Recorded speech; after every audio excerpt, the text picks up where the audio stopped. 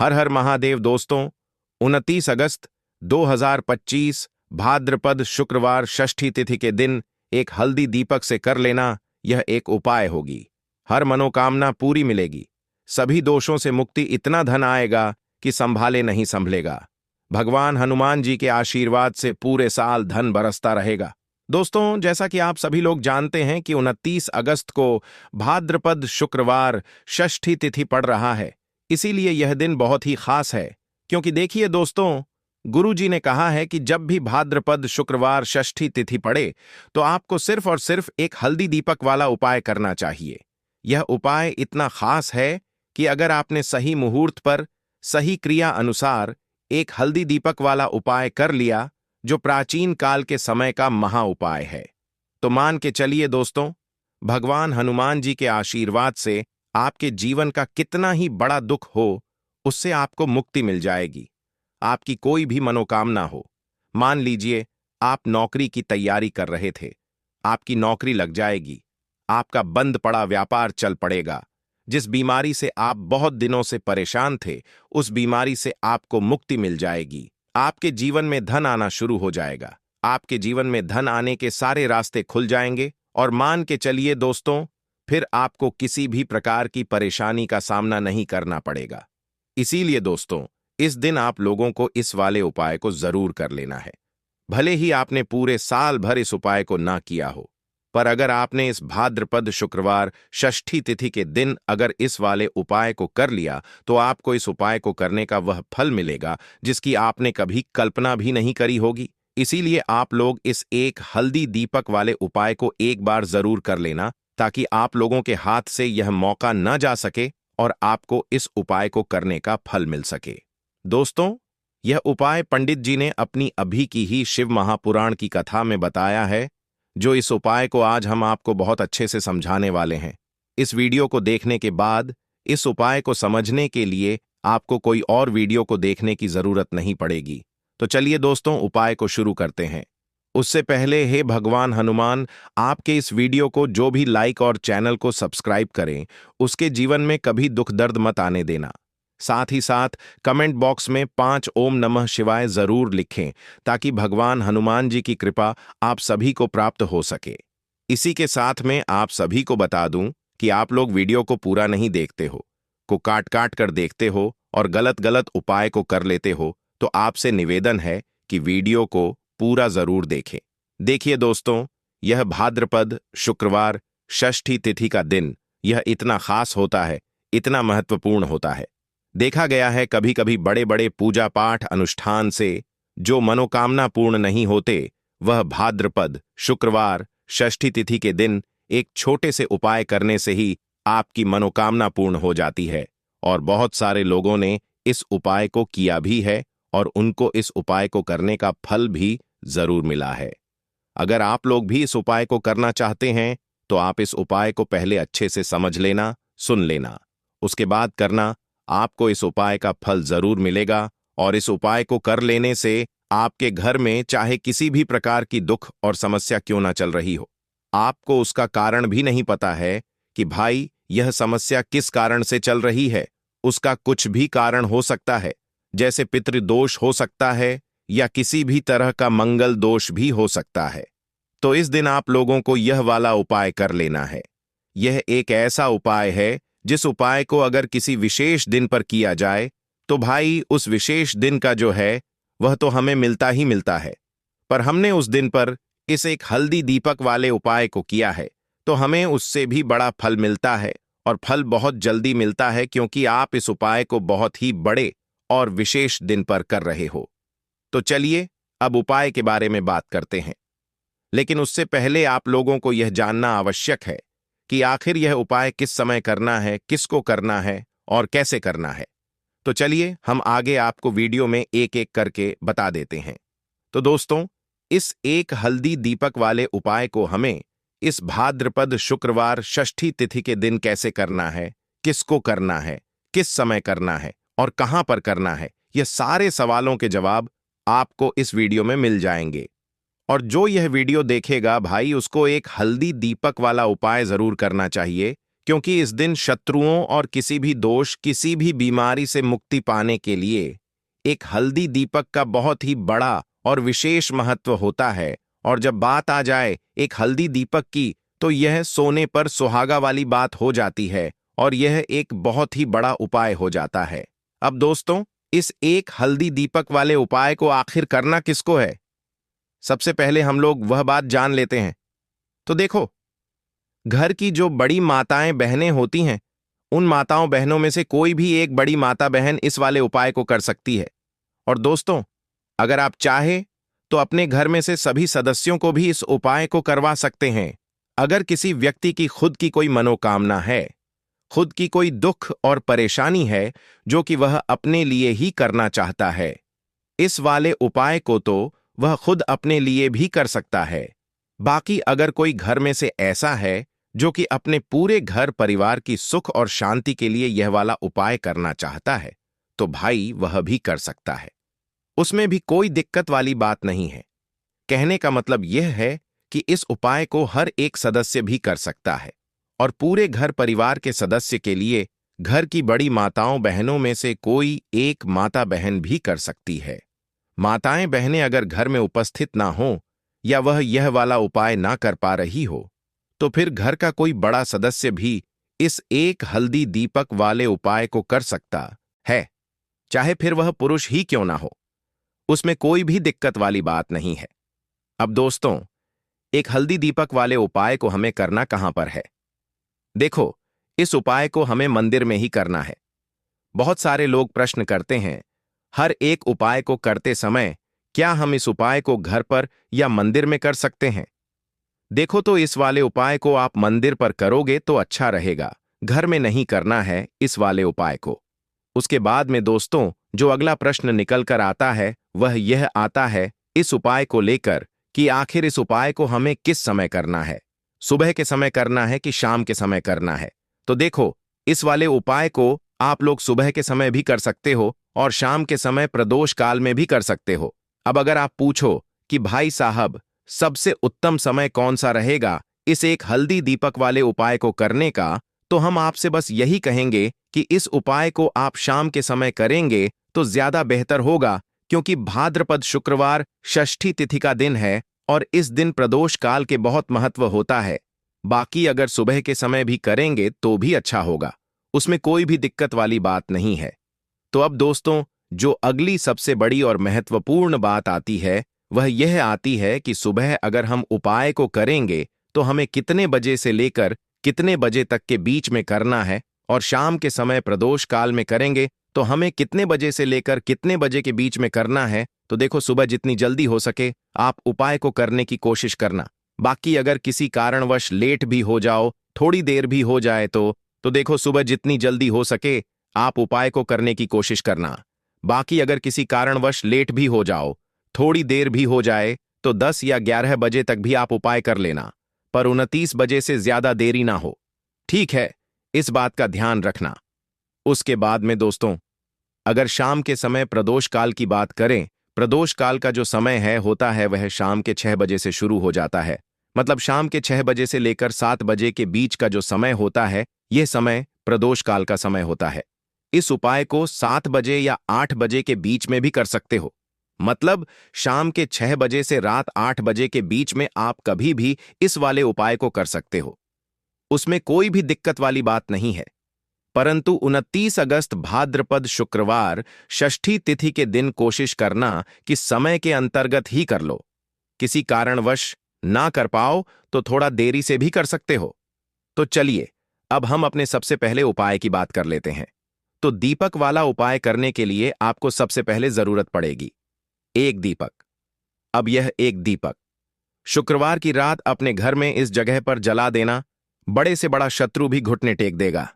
दोस्तों, जैसा कि आप सभी जानते हैं, मार्गशीर्ष महीने की शुक्रवार के दिन बहुत ही शुभ संयोग बन रहे हैं, और इस दिन अगर आप 11 लौंग और एक कपूर अपने घर में जलाते हैं तो शत्रुओं से हमेशा के लिए आपको छुटकारा मिल जाएगा। अब देखिए, किसी भी व्यक्ति के जीवन में जब शत्रु से परेशान करते हैं तो वह व्यक्ति अपने जीवन में दुखों से बहुत परेशान हो जाता है। शत्रु हमेशा कुछ ना कुछ ऐसा करवाते हैं जिसके बाद नजर दोष लगती है और अच्छा खासा काम भी बिगड़ने लगता है। व्यापार में मदद आने लगता है। लोगों की तबीयत खराब होने लगती है। जरूरी नहीं है कि सामने वाला व्यक्ति जैसा दिखता है वैसा हो। देखिए, बहुत सारे लोग हैं जो बहुत अच्छे होते हैं, है ना? लेकिन कुछ लोग ऐसे होते हैं जो कब आपके शत्रु बन जाते हैं, आपको खुद भी पता नहीं चलता है। एक तो वह शत्रु होते हैं जो सामने से सीधे सीधे हम पर वार करते हैं, है ना? एक शत्रु ऐसे भी होते हैं जो कि पीठ पीछे कुछ होते हैं और सामने से कुछ होते हैं, है ना? ना, तो ऐसे शत्रु होते हैं गुप्त शत्रु। और ऐसे शत्रुओं से हमेशा आपको बचकर रहने की जरूरत होती है। आप अपने शत्रुओं को शांत भी कर सकते हैं और इस उपाय को करने से आपको शत्रुओं से छुटकारा भी मिल जाएगा। लौंग जो होती है, यह शिविर शक्ति का स्वरूप होती है और आप सभी जानते हैं कि महादेव जिसके साथ हो, न साक्षात काल भी आकर उसका कुछ बिगाड़ नहीं पाता है। अच्छा, शुक्रवार का जो दिन होता है यह इतना उत्तम होता है कि आप इस दिन अपने पितरों को प्रसन्न कर सकते हैं, धन प्राप्ति के लिए उपाय कर सकते हैं और शत्रुओं से भी छुटकारा पा लेते हैं। जब 11 लौंग का उपाय और एक कपूर का उपाय अपने घर पर करते हैं तो बात कर लेते हैं। सबसे पहले उपाय की, जो कि पितरों को प्रसन्न करने के लिए है। देखिए, पितृ जब किसी से नाराज हो जाते हैं, न तो उस व्यक्ति के जीवन में बीमारियां, दुख, धन की समस्याएं लगातार बढ़ती हैं, तो कोशिश करें कि हमेशा अमावस के दिन आप अपने पितरों को प्रसन्न करने के लिए उपाय करें। अच्छा, पितृदोष अगर घर में जरा सा भी होता है ना, तो सबसे ज्यादा कष्ट जो आता है वह बच्चों के जीवन पर आता है। बच्चों का मन पढ़ाई में नहीं लगता है, उन्हें आसानी से जीवन में सफलता नहीं मिलती है। बहुत सारे लोगों के यहाँ संतान को लेकर बहुत समस्याएं होती हैं कि संतान नहीं हो रही है ना? तो पितरों को प्रसन्न करने के लिए आपको इस दिन क्या करना है कि सूर्य भगवान को अर्घ देना है। तो थोड़ा सा तांबे का लोटा अगर हो तो तांबे के लोटे में जल भर लें, वरना किसी भी लोटे में आप जल लें। उसके अंदर आपको क्या करना है, थोड़े से अक्षत के दाने डालने हैं, थोड़े से चावल के दाने, थोड़ी सी केसरी डाल लें। अगर लाल फूल है तो लाल फूल डाल लें और सूर्य भगवान को अर्घ दें। अगर भी आप जल चढ़ा देते हैं, अर्घ दे देते हैं, तब भी आपके घर से पितृदोष दूर होता है। तो जब भी आप शुक्रवार के दिन सूर्य भगवान को अर्घ देते हैं, इससे आपके पितृ प्रसन्न होते हैं। साथ ही साथ अगर आप कर सकते हैं तो पीपल का जो पेड़ होता है, इसमें भी हमारे पितरों का वास माना ना जाता है। तो आपको क्या करना है कि एक लोटे में या किसी भी बर्तन में आपको जल लेना है, उसमें थोड़े से आपको काले तिल के दाने डालने हैं, काला तिल डालना है। साथ ही साथ आपको क्या करना है, थोड़े से मिश्री के दाने डालने हैं। गुड़ भी आप यहां पर डाल सकते हैं। अब यह मीठा जल आपको पीपल के पेड़ में चढ़ाना है। आपके घर के आसपास जहां भी पीपल का पेड़ हो, आप शुक्रवार के दिन सुबह के समय में पीपल की जड़ में यह मीठा जल चढ़ाएं और अपने पितरों से क्षमा याचना करें। साथ ही साथ दीपक अगर आप लगा सकते हैं तो पीपल के पेड़ के नीचे आपको दीपक जरूर से शुक्रवार के दिन शाम के समय में लगाना चाहिए। पितृ आपके हमेशा प्रसन्न रहेंगे और कभी भी पितृदोष की वजह से घर में कोई दुख और कष्ट नहीं आएगा। तो बहुत ही उत्तम सा यह उपाय है जो कि पितरों को प्रसन्न करने के लिए है और जीवन के दुख कष्ट जो हैं वह बहुत जल्दी दूर होते हैं जब आप हमेशा अपने पितरों को प्रसन्न रखते हैं। तो चलिए अब बात कर लेते हैं 11 लौंग और 1 कपूर घर में किस जगह पर जलाना है और इस उपाय को करने से कैसे आप अपने शत्रुओं से छुटकारा पा सकते हैं। शत्रु कभी आपको परेशान नहीं करेंगे। शत्रु चाहे कैसे भी हो, सामने से कोई व्यक्ति शत्रु है या गुप्त शत्रु है, हर प्रकार के शत्रु जो है यह शांत हो जाएंगे और चाहकर भी आपका कुछ बिगाड़ नहीं पाएंगे। तो देखिए, उपाय को करने के लिए आपको 11 साबुत लौंग लेनी है। एक भी लौंग खंडित ना हो, टूटी हुई ना हो। एक छोटा सा कपूर का टुकड़ा लेना है, जिसे कि कपूर की टिकियां भी बोलते हैं। एक कोई भी यहां पर मिट्टी का दीपक ले लें या पीतल का बर्तन ले लें। उसके अंदर 11 लौंग रखेंगे, एक कपूर रखेंगे, थोड़ा सा देसी घी इसके ऊपर से आप डाल देंगे। अब यह आपको शुक्रवार के दिन रात के समय में, ठीक है ना, जब सूर्य अस्त हो जाता है, उसके बाद किसी भी समय आपको अपने घर में जलाना है और इसका धुआं पूरे घर में अच्छे से दिखाना है। जितने भी कमरे हैं, जितने भी रूमर्स हैं, बरामदा, आंगन, ठीक है ना, बालकनी, जो भी आपके घर में है, सभी जगह पर आपको इसका धुआं अच्छे से दिखाना है और साथ ही साथ आपको महादेव का ध्यान जरूर करना है। देखिए, जब भी आप अपने घर में यह लौंग और कपूर शुक्रवार के दिन जलाते हैं, सबसे पहले तो शत्रुओं से छुटकारा मिल जाता है।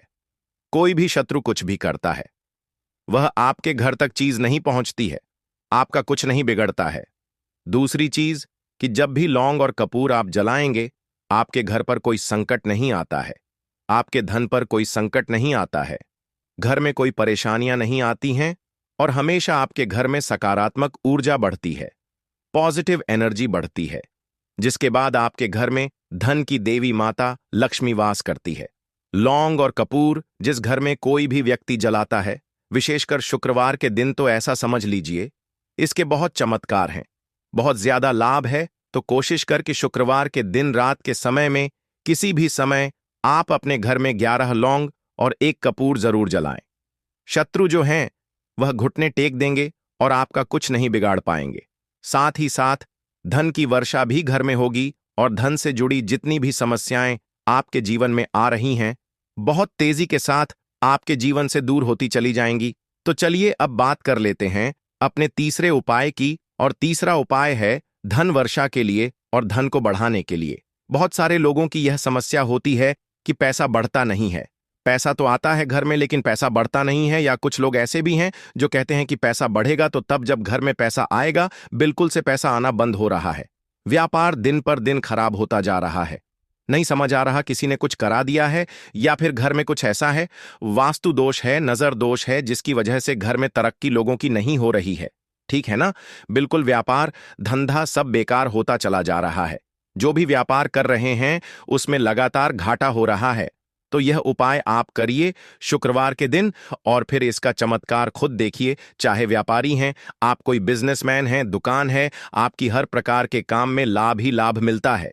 जब इस उपाय को आप करते हैं, आपको क्या करना है, 2 फूल वाली लौंग लेनी है, 1 लाल फूल लेना है, गुलाब का फूल भी आप यहां पर ले सकते हैं। उसी गुलाब के फूल में यह 2 फूल वाली लौंग रख देनी है। 1 देसी घी का दीपक आपको जलाना है, लंबी बाती का। अब यह दोनों चीजें लेकर अपने घर के मंदिर में आपको बैठ जाना है शाम के समय में। शुक्रवार के दिन शाम के समय में जब सूर्य अस्त हो जाता है, सूर्य छिप जाता है, अब आपको सबसे पहले देसी घी का दीपक जला देना है माता लक्ष्मी के सामने और भगवान विष्णु जी के सामने। ठीक है ना, एक देसी घी का दीपक जला देंगे और जो लौंग और फूल आपने लिया है यह अपने सीधे हाथ में आप रख लेंगे। अब आपको माता लक्ष्मी से अपने जीवन की समस्याओं को कहना है कि मेरा काम नहीं चलता है, मेरा व्यापार अच्छे से नहीं बढ़ता है, मेरा धन नहीं बढ़ रहा है, मेरे पैसे में बढ़ोतरी नहीं हो रही है। जो भी दुख है, जो भी पैसे को लेकर समस्याएं जीवन में है, सब कुछ आपको माता लक्ष्मी और श्री हरि विष्णु से कह देना है। ठीक है ना, इसके बाद आपको मंत्र बोलना है 11 बार। ओम नमो भगवते वासुदेवाय नमः 11 बार यह मंत्र बोल देंगे और फिर वह फूल आपको माता लक्ष्मी को अर्पित कर देना है, उनके सामने चढ़ा देना है। चाहे मूर्ति है आपके घर में, माता लक्ष्मी की कोई भी तस्वीर है, प्रतिमा है, फिर आपको क्या करना है कि अपने घर के मुख्य दरवाजे पर भी 2 दीपक जरूर जलाने हैं बाहर की तरफ शुक्रवार के दिन। फिर देखिए आपके घर में कैसे पैसा आता है और धन बढ़ता चला जाता है। अब अगले दिन आप क्या करेंगे, जो फूल और लौंग आपने माता लक्ष्मी के सामने चढ़ाई थी, ठीक है ना, तो फूल तो आप किसी भी पेड़ पौधे के अंदर डाल दें, नगे। जो 2 लौंग आपने चढ़ाई हैं उसे आप हमेशा अपने पास रखेंगे, अपने पर्स में रखेंगे। पर्स में पैसे रखते हैं या किसी भी चीज में आप अपने पास पैसे रखते हैं, बस वहीं पर आपको अपनी जेब में अगर रखते हैं तो जेब में रखेंगे।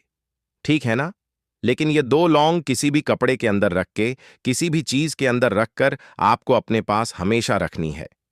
कोई भी नजर दोस्त परेशान नहीं करेगी, पैसा हमेशा घर में आएगा और हमेशा आपके जीवन में सुख समृद्धि बढ़ती चली जाएगी। तो शुक्रवार के दिन इन अचूक उपायों को जरूर करें और इनका लाभ जरूर उठाएं। तो अब बात कर लेते हैं अपने अगले और महत्वपूर्ण उपाय की। तो दोस्तों, इस उपाय को करने के लिए सुबह होने से पहले उठ जाना है। घड़ी मत देखना। जब नींद अपने आप टूट जाए वही समय ठीक होता है। सबसे पहले जमीन पर पैर रखने से पहले मन में बोलना है, आज जो करूंगा वह सिर्फ अपने भाग्य को ठीक करने के लिए करूंगा। फिर बिना किसी से बात किए सीधा रसोई में जाना है। कोई दरवाजा जोर से मत बंद करना, सब कुछ धीरे से करना है। वहां हल्दी का डिब्बा ढूंढना है। जो सबसे कम इस्तेमाल होता है वही असली होता है। उसमें से बस एक छुटकी निकालनी है, ना ज्यादा ना कम। जितनी उंगलियों में आए उतनी, उससे ज्यादा नहीं। अब एक कटोरी चाहिए। तांबे की हो तो सबसे अच्छा, पीतल चलेगा, नहीं तो मिट्टी का छोटा सा प्याला भी चलेगा, लेकिन प्लास्टिक नहीं चलेगा। अब उस हल्दी को उस कटोरी में रखना है, बिना किसी मंत्र, बिना किसी सोच के। बस हल्दी डालते हुए इतना बोलना है, जो पीला है वह उजाला है। मेरे जीवन में अब यही उजाला चाहिए और कुछ नहीं। अब एक सफेद कपड़ा ले लो, रुमाल हो या धोती का किनारा साफ हो, बस इतना जरूरी है। अब चुपचाप घर से बाहर निकल जाना है। किसी से पूछना नहीं, बताना नहीं। सीधे उस जगह जाना है जहां घास उगती हो। कोई मंदिर का पिछवाड़ा, कोई खाली मैदान, कोई तुलसी के पास की मिट्टी, कहीं भी जहां जमीन ने दूरवा को जन्म दिया हो। अब जमीन पर बैठना नहीं है, बस खड़े खड़े झुक कर देखना है और धीरे धीरे दूरवा तोड़नी है। पूरी की पूरी नहीं, बस ऊपर की 3 पत्तियों वाली शाखा, एक नहीं, 2 नहीं, पूरे 21 तोड़नी है। लेकिन हर बार जब तोड़ो तब मन में एक बात बोलनी है, हे गणपति, मेरी अटकी हुई किस्मत को काट दो। हर बार यही 21 बार। अब वह दूरवा रुमाल में लपेट लो और घर लौट आओ। अब जहां सबसे ज्यादा शांति हो वहां बैठो। मंदिर हो तो ठीक, नहीं तो दीवार का वह कोना जहां बचपन में बैठते थे वहां बैठ जाना है। अब कटोरी को अपने सामने रख देना है। दूरवा खोलनी है और एक एक करके सारी दूरवा उस हल्दी में डालनी है और हर बार मन में बोलना है, जो रुकावट है वह अब नहीं रहेगी। फिर उसी कटोरी को अपने दोनों हाथों से उठाना है, आंखें बंद करनी है और एक लंबी सांस लेकर उसे माथे से लगाना है। फिर बिना कुछ बोले, बिना कुछ मांगे, बस 5 मिनट तक मौन बैठना है। वह मौन ही सबसे बड़ी प्रार्थना है।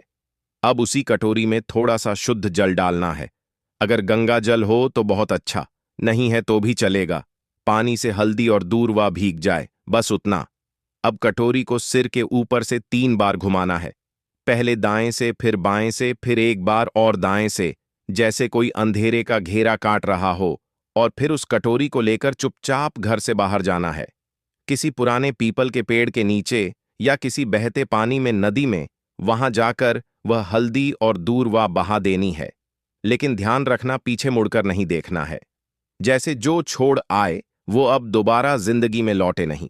फिर लौटकर घर आना है, हाथ मुंह धोना है, लेकिन ना कुछ खाना है ना पीना है। कम से कम दोपहर तक कुछ नहीं, सिर्फ मौन रहना है और मन में एक बात टिकाए रखना है, अब जो होगा वह मेरे लिए सही होगा। यही उपाय है, यही टोटका है और यही भरोसा है। इसे किसी को बताना नहीं है, किसी से चर्चा नहीं करनी है। और किसी दिन अचानक जब कोई बंद दरवाजा अपने आप खुल जाए तो समझ लेना हल्दी और दूरवा ने अपना काम कर दिया है। अब जब उपाय पूरा हो गया, जब तुमने चुपचाप हल्दी उठाई, दूरवा तोड़ी, मंत्र नहीं बोला लेकिन प्रार्थना की, तो समझो कि अब काम उस स्तर पर शुरू हुआ है जहां शब्द नहीं पहुंचते, जहां इंसान की समझ रुक जाती है और जहां से किस्मत की चाल चलती है। मगर दिक्कत यह है कि आजकल इंसान इतना शोर सुनता है कि जब जीवन में कोई बदलाव चुपचाप आता है तो वह उसे पहचान ही नहीं पाता। इसलिए जरूरी है यह जानना कि उस उपाय ने असर करना शुरू किया है या नहीं, और अगर हां तो कैसे। सबसे पहला संकेत, मन की हल्कापन। कोई बड़ी बात नहीं होती, बस एक सुबह उठते हो और बिना वजह मन हल्का महसूस करता है। ना कोई बड़ी खुशखबरी मिली होती है, ना कोई पैसा वापस आया होता है, लेकिन भीतर से लगता है कि जैसे कुछ हट गया है। कोई बोझ, कोई डर, कोई घबराहट जो महीनों से थी, आज नहीं। यही पहला संकेत है कि उस हल्दी ने अपना रंग फैलाना शुरू कर दिया है और दूरवा ने जो बांधा था उसे काटना शुरू कर दिया है। दूसरा संकेत, वह लोग जो आपको नीचा दिखाते थे अचानक चुप हो जाते हैं। वह जो रोज ताना मारते थे, वह जो आपको नजरअंदाज करते थे, वह जो आपके रास्ते में दीवार बनते थे, अचानक जैसे किसी अदृश्य ताकत ने उनकी जुबान बांध दी हो। वह सामने होते हुए भी आपसे कुछ नहीं कह पाते, और जब आप जाते हो तो उनके चेहरे पर एक झिझक होती है, जैसे वह जानते हो कि अब आप वही नहीं रहे। यह दूरवा का काम है जो रुकावटें बिना आवाज के काट देती है। तीसरा, संकेत रुका हुआ पैसा, अटका हुआ काम अचानक बिना कोशिश के हल हो जाता है। जैसे किसी ने फाइल को धकेल दिया हो, जैसे कोई केस जो